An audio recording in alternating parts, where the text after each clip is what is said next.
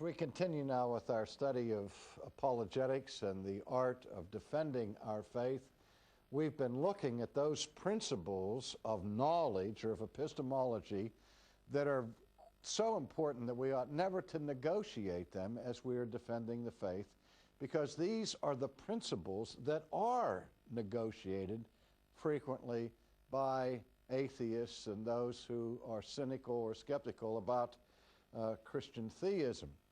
Now, as we proceed beyond those four that I mentioned before, the law of non-contradiction, the law of causality, the basic reliability of sense perception, and lastly, the analogical use of language, we now enter into an area that is concerned with these principles of knowledge, where there is a vast sea of confusion, because there are three terms in the English language that are used many times as if they were synonyms, when in fact they are not and need to be distinguished from one another clearly.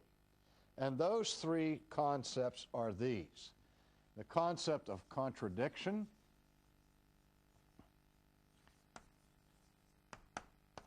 paradox,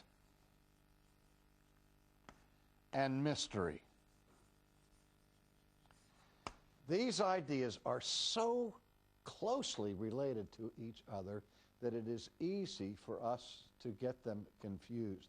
And when we get them confused, we get into a whole lot of trouble. Not too long ago, I read an article written by a professor of philosophy who was not only rejecting Christian theism, but ridiculing it, saying that at the heart of historic Christianity, we find the doctrine of the Trinity. And he was saying in his essay that he couldn't understand how any rational person could embrace Christianity precisely because of its doctrine of Trinity. And then he went on to say that the idea of the Trinity is absurd, it's ridiculous, because it violates the law of contradiction. That was the charge, that the doctrine of the Trinity violates logic and the law of non-contradiction. Now, I was really surprised to see that in that particular essay. Not that people would make fun of Christianity or accuse of it of being irrational. I mean, you hear that all of the time. And nor was it a surprise to me that somebody would say that the doctrine of the Trinity is contradictory. What surprised me was that the charge that the doctrine of the Trinity is a contradiction was leveled by a professor of philosophy. Now, I realize that people can be educated in America and indeed achieve their PhDs in various subjects in America without ever having a single course in logic. In fact, most institutions of higher learning no longer require logic as a necessary course. But I can't imagine getting a graduate degree in the field of philosophy without having at least an introductory course in logic, and be at least basically familiar with the law of non-contradiction. And if this professor of philosophy had had an elementary course in logic, he should have understood, at least, that the Christian doctrine of the Trinity is not a contradiction. It does not violate the law of non-contradiction, because the doctrine of the Trinity says this, that God is one in essence and three in person. That's the classical formula for the Trinity. God is one in essence, or one in substance, and three in person. And so if we break that down, we would say that God is one in A and three in B. We're saying that with respect to one qualification, he has unity, but with respect to a different predicate, he has diversity or plurality. Now, if we said, for example, that God were one in essence and three in essence, then indeed we would be violating the law of non-contradiction. Or if we said that God was one in person and three in person, likewise we would be violating the law of non-contradiction. But to say that he is one in one thing and three in another thing is not to violate that particular law of reason. Now, maybe I ought to refresh our memories with respect to the definition of the law of non-contradiction so that we can be at least more careful than this particular professor of philosophy was in our dealing with these questions. The law of non-contradiction, simply stated, says that A cannot be A and non-A at the same time and in the same way or the same relationship. That is, something cannot be what it is and not be what it is at the same time and in the same sense. Now, I can be a father and a son at the very same time without violating any law of reason.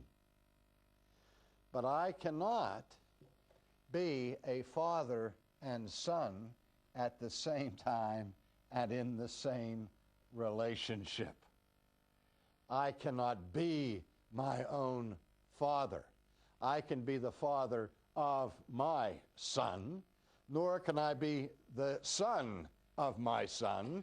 I can only be the son of my father. So I, with respect to one relationship, with respect to my father, I am a son. And with respect to another relationship, I am the father to my son. So I am both a father and a son at the same time.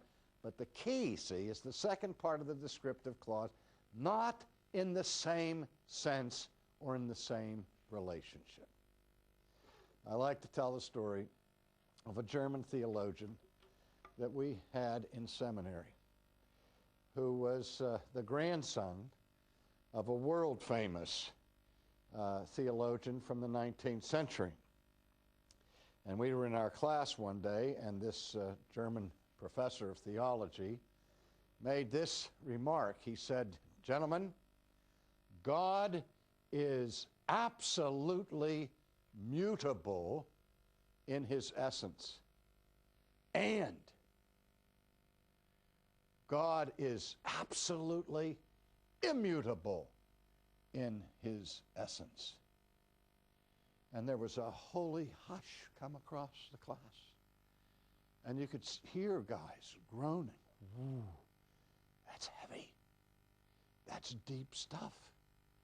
And the students walked out of that classroom in awe of the brilliance of the professor, because they made this assumption. They said, we can't understand what he's saying,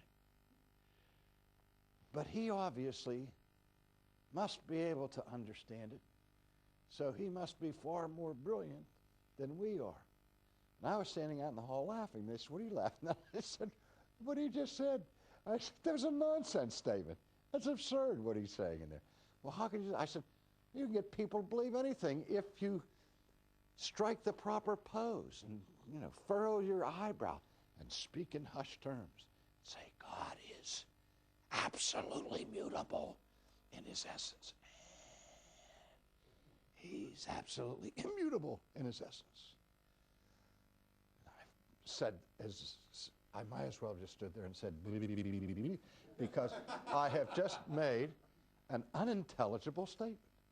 if God is absolutely mutable or changeable, essentially changeable, he cannot at the same time and the same way be unchangeable. It reminds me also when Paul Tillich was lecturing in Chicago, and he had developed his concept of God as the ground of being.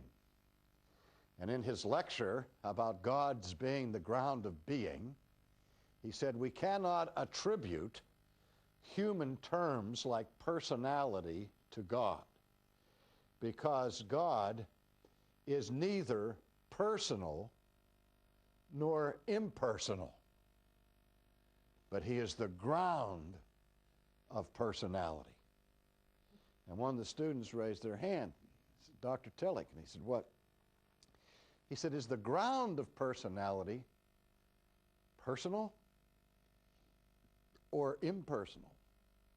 And Tillich became enraged. I told you that it was neither. But the point is, it has to be one or the other.